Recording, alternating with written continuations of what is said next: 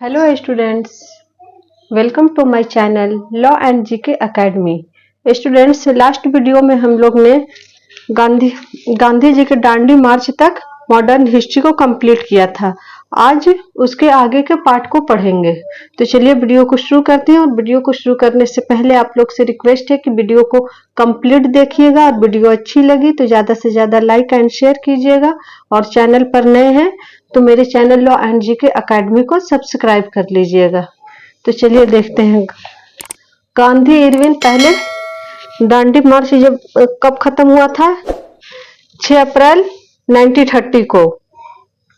6 अप्रैल 1930 को दांडी पहुंच करके गांधी जी ने नमक कानून को तोड़ा था। और वहीं से 6 अप्रैल 1930 को क्या किया था?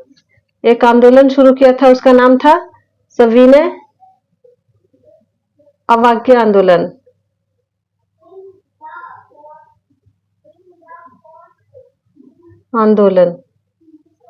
अब ये आंदोलन चल रहा था, तभी क्या होता है?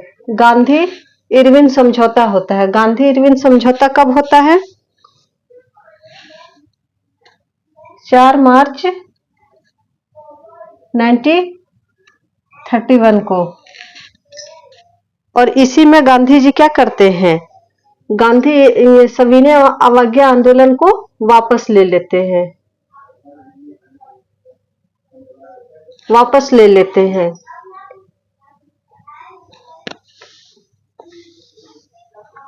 और प्रथम गोलमेज सम्मेलन कब हुआ था? तो प्रथम गोलमेज सम्मेलन 12 नवंबर 1930 को हुआ था।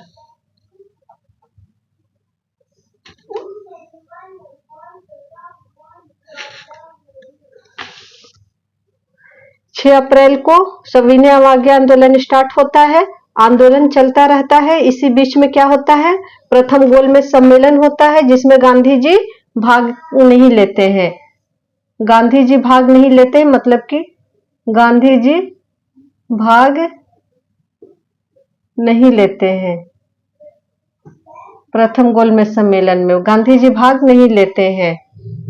और इसी बीच प्रथम गोलमेज सम्मेलन जब समाप्त हो जाता है तो इस बीच गांधी और लॉर्ड इरविन के बीच एक समझौता होता है 4 मार्च 1931 को, जिसमें गांधी और इरविन समझौता को क्या कहा जाता है? दिल्ली समझौता भी कहा जाता है। दिल्ली समझौता भी कहा जाता है गांधी इरविन समझौता को। और इसी समझौते के तहत गांधी जी क्या करते हैं? सविनय अवज्ञा आंदोलन को वापस ले लेते हैं और वापस लेकर के सेकेंड गोलमेज सम्मेलन में भाग लेने के लिए मान जाते हैं और सेकेंड गोलमेज सम्मेलन में पार्टिसिपेट करते हैं और लंदन जाते हैं गोलमेज सम्मेलन में भाग लेने के लिए। तो सेकेंड गोलमेज सम्मेलन कब हुआ था? यह हुआ था 7 सितंबर 1931 में।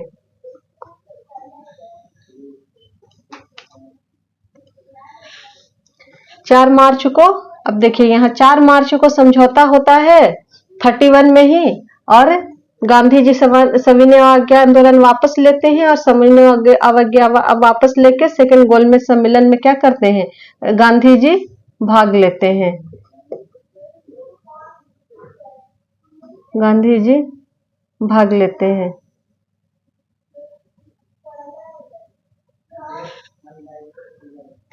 लेकिन यहाँ पर क्या होता है? द्वितीय गोलमेज सम्मेलन जो होता है उसमें जिसमें गांधी जी जाते हैं वह सक्सेस नहीं होता है। गांधी जी जो अंग्रेजों से चाह रहे थे वो अंग्रेज उनकी शर्त मानने को तैयार नहीं होते हैं और यहाँ से गांधी जी वापस आते हैं और फिर से सविनय अवज्ञा आंदोलन फिर से दोबारा शुरू करते हैं।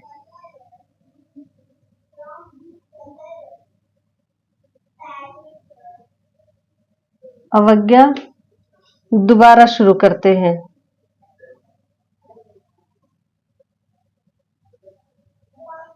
कब शुरू की गई थी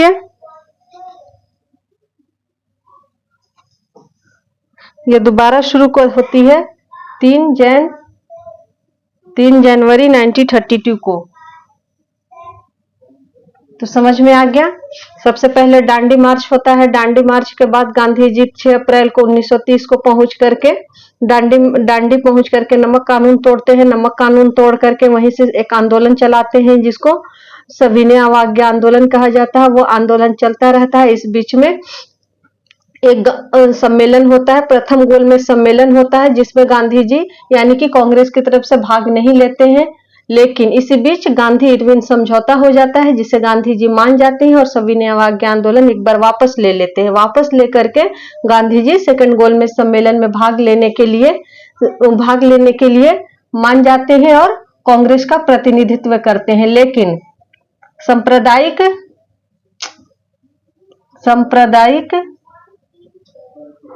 गोलमेज सम्मेलन फेल क्यों रहता है? सांप्रदायिक प्रतिनिधित्व के कारण। सांप्रदायिक प्रतिनिधित्व का मतलब था कि अंग्रेजों ने सभी जातियों को अपना अपना प्रतिनिधित्व करने के लिए कहा था, जिसमें डॉक्टर भीमराव अंबेडकर अपने छोटे जातियों के लिए प्रतिनिधित्व करने जाते हैं और ये बात गांधी जी को मंजूर नहीं था कि हम लोग आपस में बटे। तो इसी बात पर सेकंड गोलमेज सम्मेलन क्या हो जाता है? असफल हो जाता है और गांधी जी दोबारा 3 जनवरी 1992 को शुरू करते हैं। तो पहला कब शुरू करते हैं? 6 अप्रैल 1930 को। और सेकंड कब शुरू करते हैं? 3 जनवरी 1932 को। अब तृतीय गोलमेज सम्मेलन कब हुआ था? तो तृतीय गोलमेज सम्मेलन हुआ था 17 नवंबर 1932 को, जिसमें डॉक्टर भीमराव अंबेडकर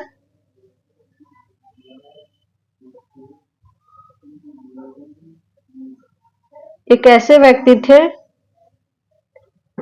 जो तीनों गोलमेज सम्मेलनों में भाग लेते हैं।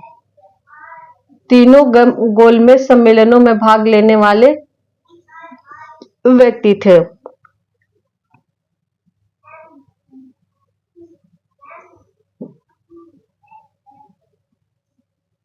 में भाग लेते हैं और कांग्रेस की तरफ से गांधी जी सिर्फ सेकंड में भाग लेते हैं।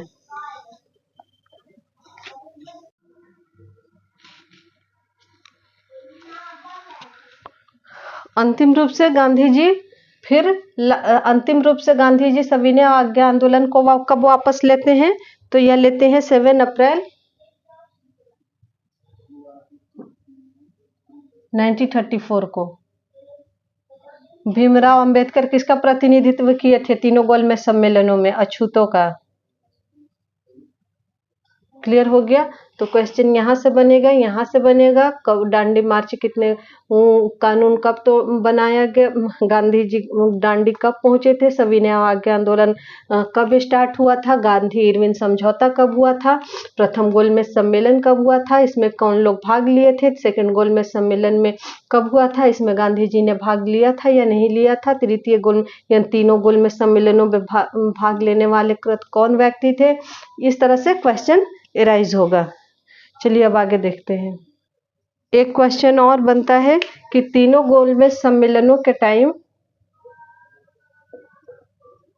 जब तीनों गोलमेज सम्मेलन हो रहा था तो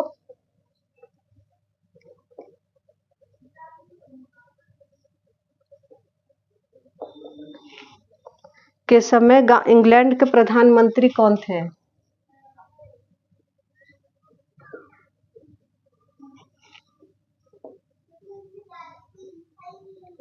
इंग्लैंड के प्रधानमंत्री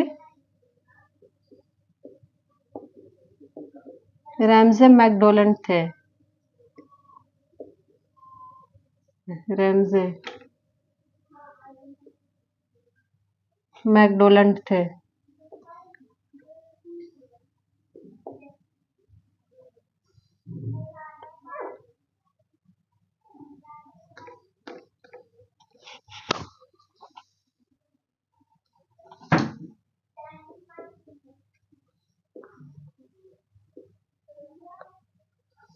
मैकडोनाल्ड थे। ये क्वेश्चन भी पूछता है। सविनय आज्ञा आंदोलन में पठान सत्याग्रहियों ने गोली चलाने से गढ़वाल राइफल पर इनकार कर दिया था। सविनय आज्ञा आंदोलन जब चल रहा था तो किसने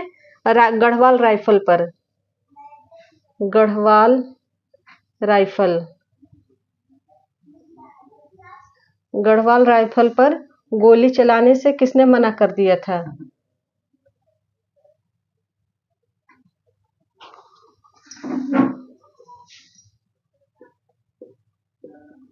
किसने मना कर दिया था? तो वो थे पठान सत्याग्रही।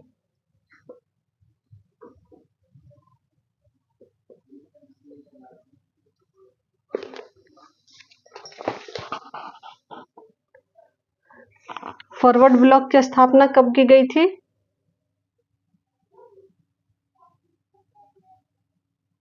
किसने किया था? सुभाष चंद्र बोस।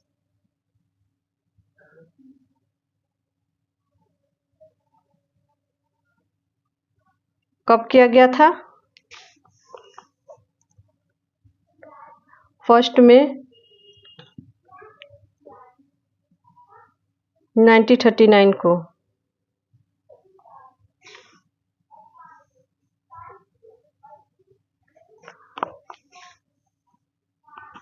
सुभाष चंद्र बोस ने फॉरवर्ड ब्लॉक और legion free Indian legion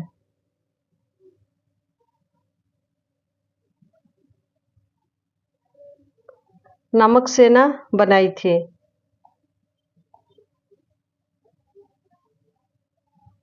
forward block की स्थापना किसने की थी? सुभाष चंद्र बोस ने। और फ्री इंडियन लीजन की सुभाष चंद्र बोस ने।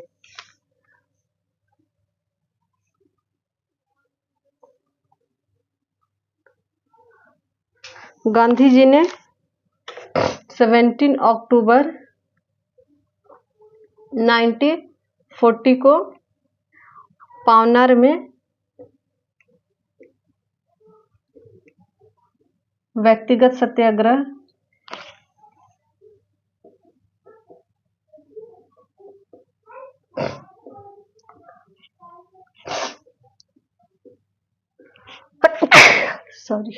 व्यक्तिगत सत्याग्रह की शुरुआत की। व्यक्तिगत सत्याग्रह इम्पोर्टेंट है। किसने शुरू की थी? गांधी जी ने। कब शुरू की थी? 17 अक्टूबर 1940 को व्यक्तिगत सत्याग्रह आंदोलन शुरू की।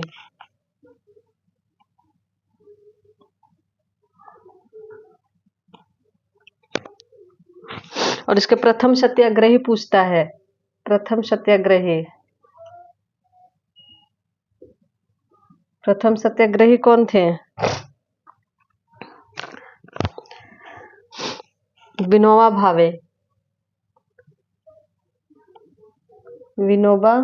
भावे। प्रथम सत्याग्रही विनोबा भावे थे। और द्वितीय सत्याग्रही जवाहरलाल नेहरू। तीनों का नाम याद रखिएगा।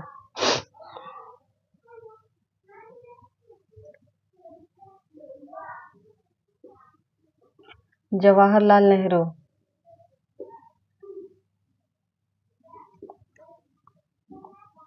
और तीसरे थे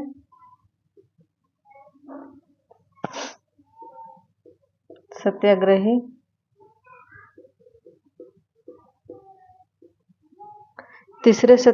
थे बृहदत्त।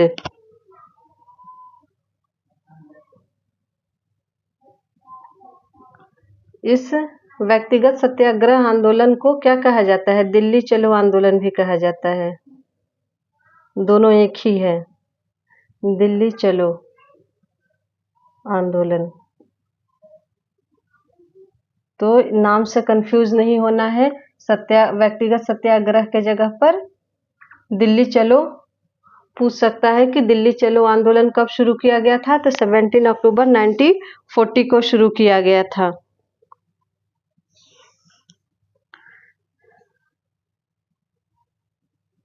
पाकिस्तान की मांग सबसे पहले कब की गई थी?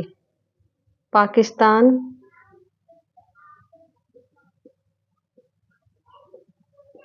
मुस्लिम लीग ने कब की थी? 24 मार्च 1940 को लाहौर अधिवेशन में मुस्लिम लीग के लाहौर अधिवेशन में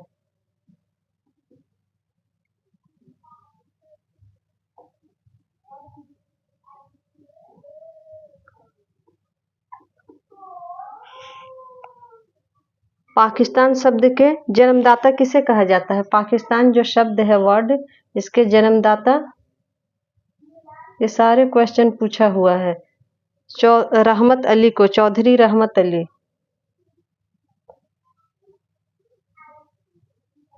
रहमत अली को माना जाता है।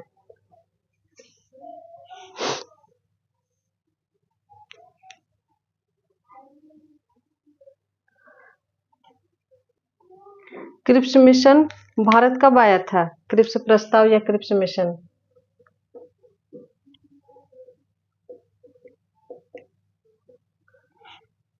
11 मार्च।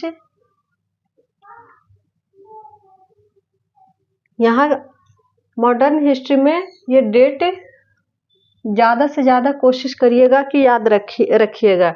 ईयर तो सबको याद रहता है, लेकिन डेट भी पूछता है। किसके नेतृत्व में आया था? स्टैफोर्ड क्रिप्स के नेतृत्व में।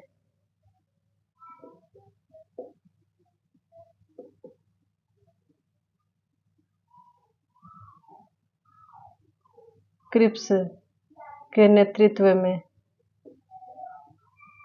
क्रिप्स मिशन भारत आया था, जिसका कांग्रेस और मुस्लिम लीग दोनों ने विरोध किया।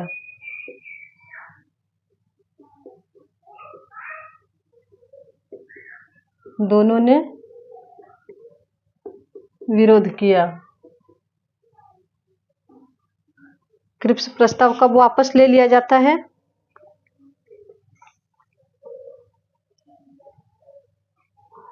11 अप्रैल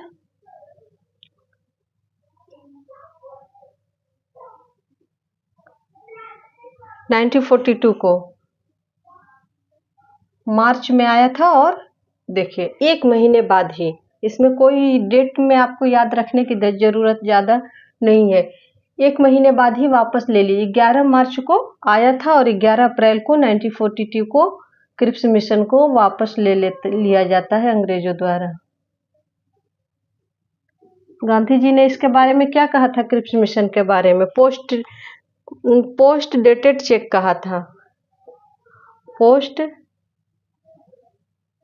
डेटेड चेक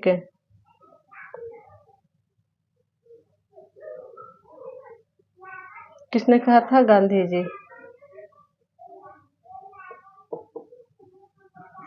डूबते हुए बैंक का उत्तर तिथित चेक किसने कहा था?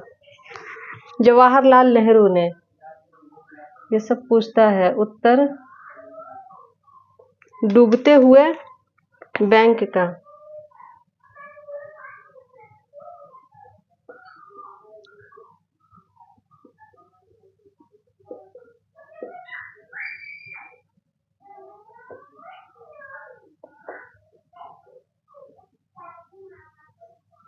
चेक किसने कहा था?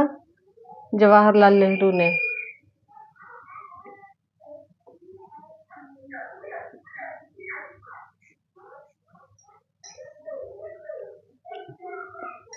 और इसी के साथ जब यह वापस ले लिया जाता है तो 1 अगस्त 1942 को क्या होता है?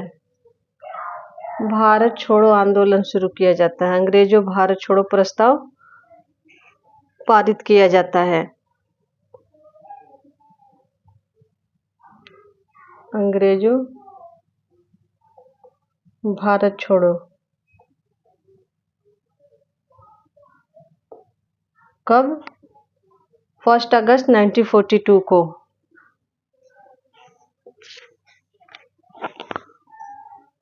यहाँ से 2-3 डेट याद रखिएगा। प्रस्ताव पारित, भारत अंग्रेजों भारत छोड़ो प्रस्ताव पारित किया जाता है।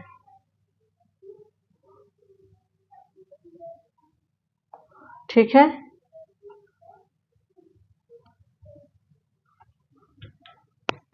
और 7 अगस्त को कांग्रेस की बैठक कहाँ होती है? ग्वालियर टैंक में।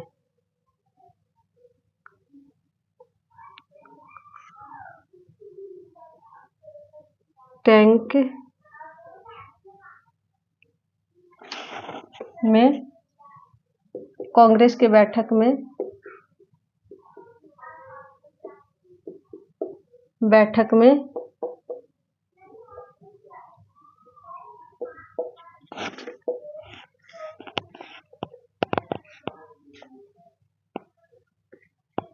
बैठक होती है। बैठक की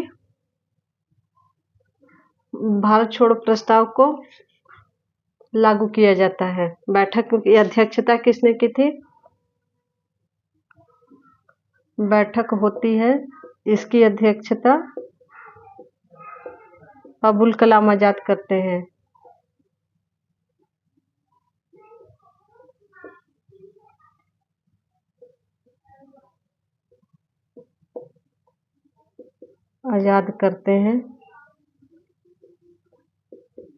और फाइनली 8 अगस्त 1942 को भारत छोड़ो आंदोलन शुरू हो जाता है।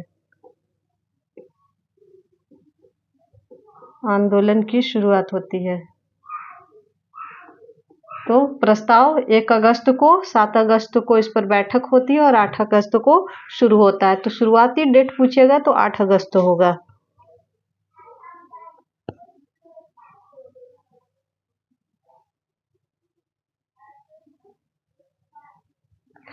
मतलब 8 अगस्त को ही फैसला लिया जाता है और 12 बजे से लागू कर दिया जाता है। तो 8 या 9 कोई भी डेट दे सकता है, 9 या 8 दोनों में से जो होगा वो सही होगा।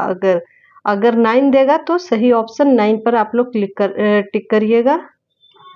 और इसी में गांधी जी करो या मरो का नारा देते हैं।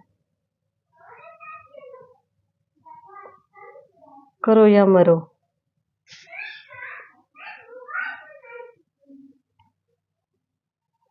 8 अगस्त को क्या किया जाता है? प्रस्ताव पारित किया जाता है और इस दिन उसको स्वीकार कर लिया जाता है। इस दिन स्वीकार किया जाता है और स्वीकार के बाद ही ये भारत छोड़ो आंदोलन शुरू हो जाता है।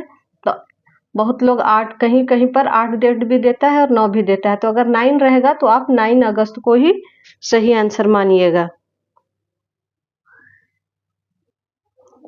कैबिनेट मिशन भारत कब आया?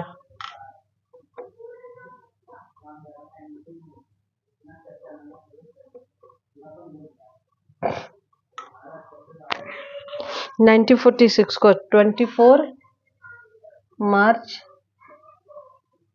1946 को कैबिनेट मिशन भारत आता है। इसके सदस्य कौन कौन से थे यह पूछता है।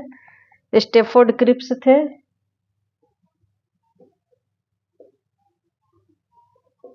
इसके अध्यक्ष थे।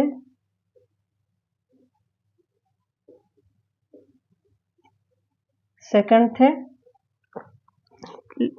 Pethick Lawrence, Lord Pethick Lawrence.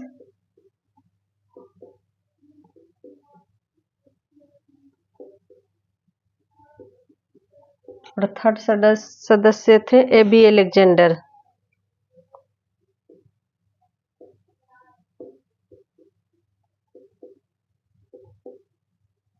AB Alexander. Cabinet mission को दोनों लोग स्वीकार करते हैं। मुस्लिम कांग्रेस और मुस्लिम लीग दोनों कैबिनेट मिशन को स्वीकार करती है। दोनों स्वीकार करती है। इसके परिणाम स्वरूप क्या होता है? चुनाव कराया जाता है जिसमें कांग्रेस एक बड़ी पार्टी के रूप में सरकार बनाती है। 214 सीटों में से 205 में कांग्रेस जीत जाती है और मुस्लिम लीग 78 में से 73 पर जीत जाती है। 16 अगस्त 1946 को मुस्लिम लीग सीधी कार्रवाई दिवस मनाती है। सीधी कार्रवाई दिवस, यह क्वेश्चन पूछता है मुस्लिम लीग ने सीधी कार्रवाई दिवस कब मनाया?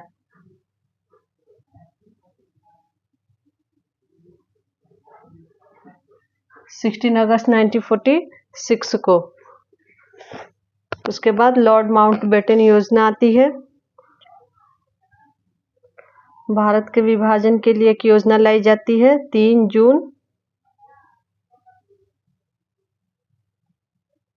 1947 को। लॉर्ड माउंटबेटन योजना, माउंटबेटन योजना। लॉर्ड माउंटबेटन के द्वारा लाया जाता है, इसलिए इसे माउंटबेटन योजना भी कहा जाता है। इसीलिए इसे माउंटबेटन योजना कहा जाता है।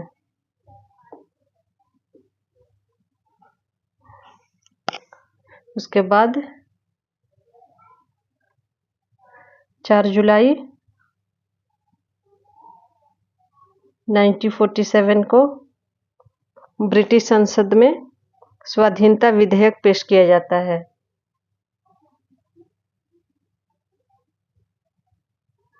संसद में स्वाधीनता विधेयक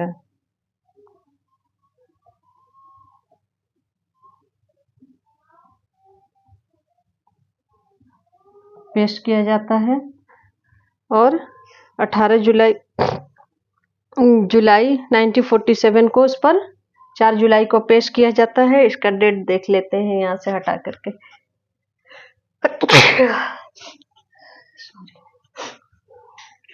4 जुलाई को ब्रिटिश संसद में पेश किया जाता है। उसके बाद बिना संशोध किसी संशोधन के 15 जुलाई को हाउस ऑफ कॉमन्स द्वारा और 16 जुलाई को हाउस ऑफ लॉर्ड्स द्वारा पास कर दिया जाता है। अल्टीमेटली 18 जुलाई को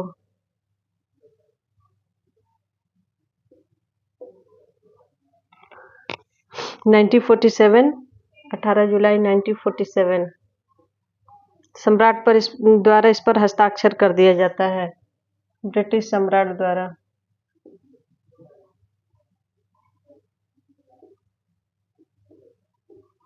ब्रिटिश सम्राट द्वारा हस्ताक्षर किस पर? स्वतंत्रता विधेयक पर। और उसी के बाद 15 अगस्त 1947 को भारत और पाकिस्तान दो अलग अलग डोमिनियन स्टेट बन जाते हैं, भारत और पाकिस्तान।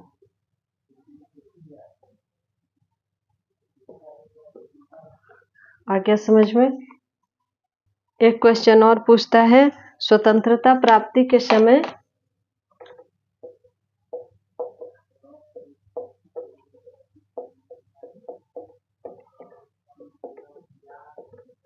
कांग्रेस के अध्यक्ष कौन थे? कांग्रेस के अध्यक्ष जे.बी. कृपलानी थे।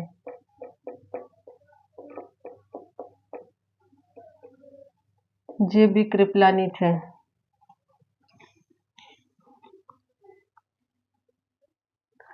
तो इसी के साथ मॉडर्न हिस्ट्री कंप्लीट हो गया। लेकिन अभी आप लोग को थोड़ा सा कांग्रेस का जो मेन अधिवेशन था आप लोग को इस वीडियो में करा दे रही हूँ, क्योंकि कभी कभी पूछता है कि किस अधिवेशन की अध्यक्षता किसने की थी और वह किस स्थान पर किया गया था और वह किस वर्ष में। वर्ष तो नहीं, लेकिन ज्यादातर किसने उसकी अध्यक्षता की थी और वह अधिवेशन कहाँ किया गया था, ये याद होना जरूरी है। तो मैं मेन जो है आप लोग को करवा दे रही हूँ।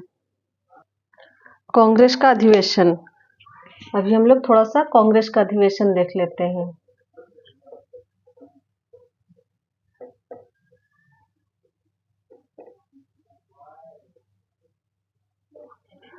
फर्स्ट, प्रथम कब हुआ था? आपको पता है 1885 में। उसी वक्त क्या हुआ था? कांग्रेस की स्थापना कब हुई थी? 1885 में। किसके द्वारा किया गया था? ए.ओ. ह्यूम।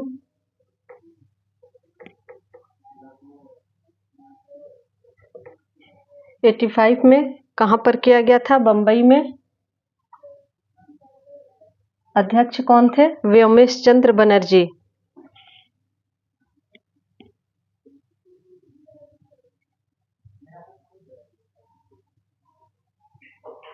बनर्जी। उसके अलावा दूसरा भी इम्पोर्टेंट है। दूसरा, हर साल इसकी बैठक होती थी।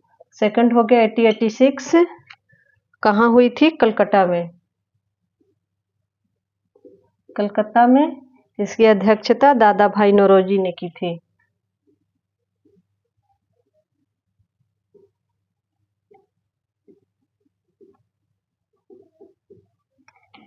तीसरा हुआ था मद्रास में। 1887 में। कहाँ हुआ था? मद्रास में। यह इम्पोर्टेंट क्यों है?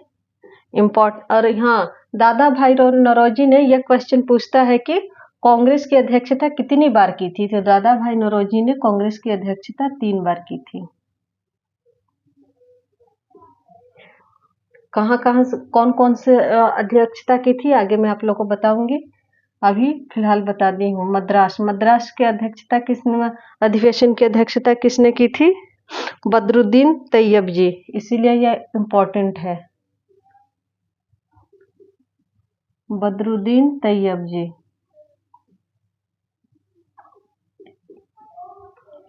यह क्वेश्चन पूछता है कि कांग्रेस की अध्यक्षता किस मुस्लिम ने की थी?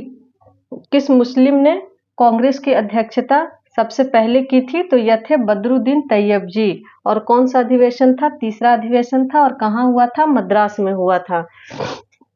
इसीलिए यह इम्पोर्टेंट है। और इसी के साथ फोर्थ भी इम्पोर्टेंट है।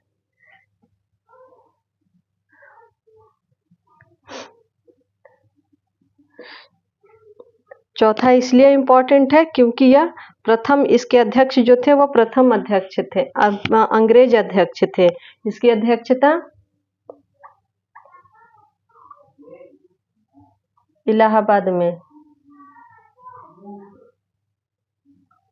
जॉर्ज उल प्रथम अध्यक्ष, अंग्रेज अध्यक्ष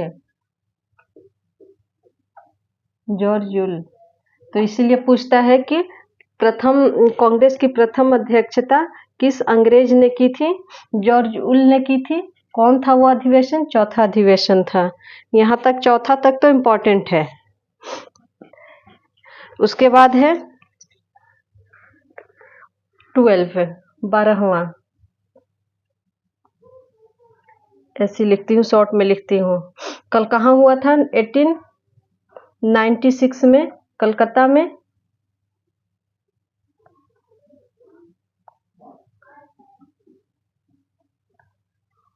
इसकी अध्यक्षता रहीमतुल्लाह सयानी ने की थी।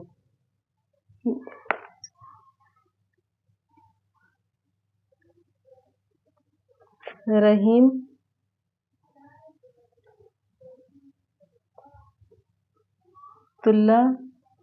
सयानी। और इसमें क्या किया गया था? यह इम्पोर्टेंट इसीलिए है कि इसमें पहली बार वंदे मातरम को गाया गया था।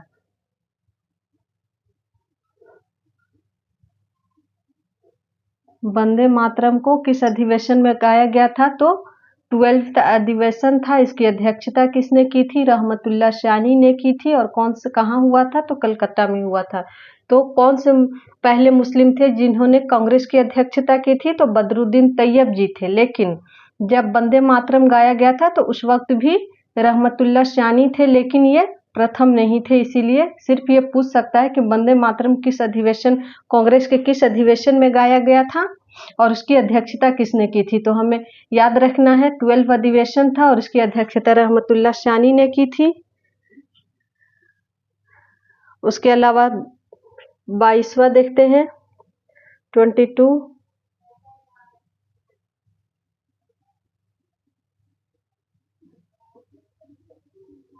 22वां इसलिए फेमस है, कब हुआ था?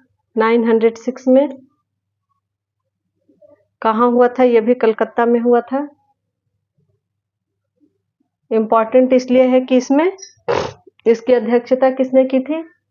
दादा भाई नौरोजी।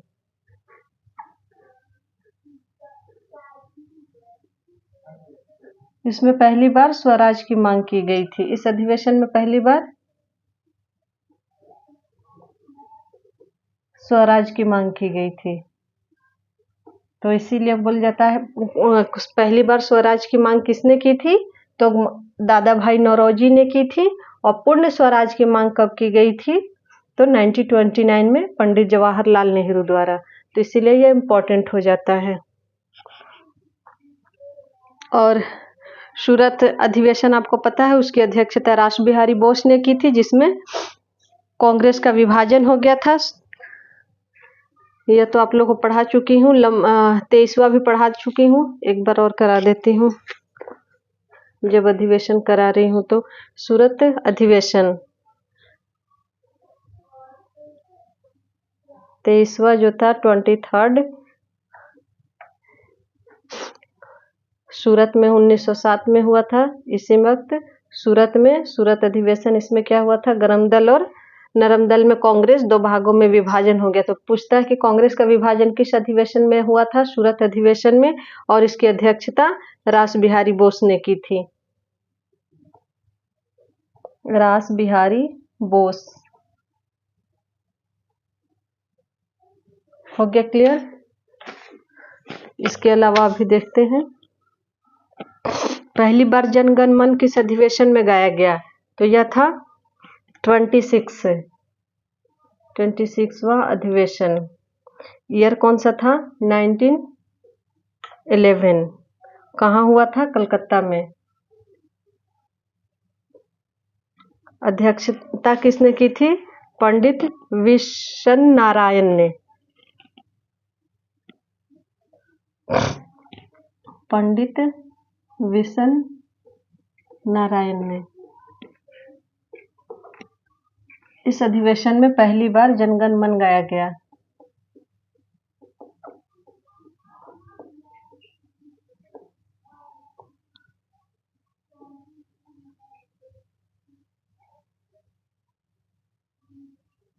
गाया गया।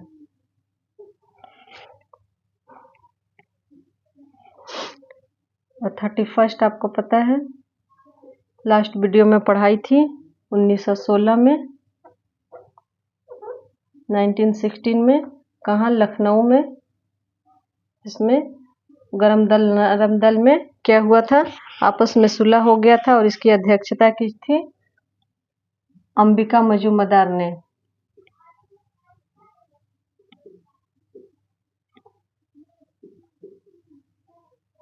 एक क्वेश्चन और पूछता है कि गांधी जी ने कांग्रेस की अध्यक्षता कब की थी? तो गांधी जी ने एक ही बार कांग्रेस की अध्यक्षता की थी, बेलगांव अधिवेशन।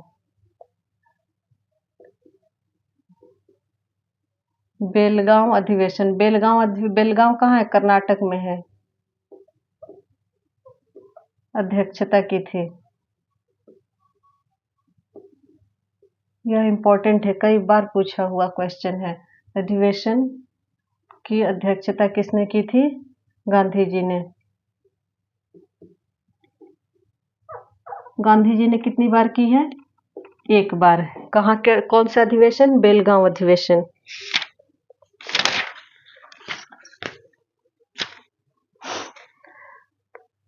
तो इसी के साथ मॉडर्न हिस्ट्री कंप्लीट हो गया।